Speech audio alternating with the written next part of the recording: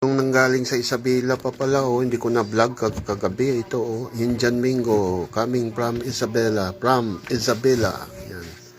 Roas Isabela. Yan, ito, yan, ang masarap na panghalo sa pinakbit ng maliliit na ampalaya. Talagang hindi lumalaki yan, native yan eh.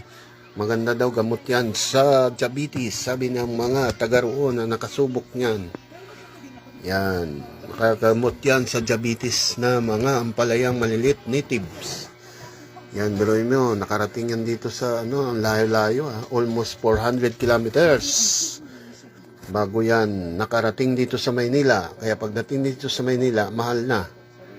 Kasi magastos sa gasolina o kaya sa pamasahe, yan, sa bus, sa korodo. Kaya nagmamahal ang bilihin dito sa atin sa Manila. Doon sa kanila pinupulot lang yan, no?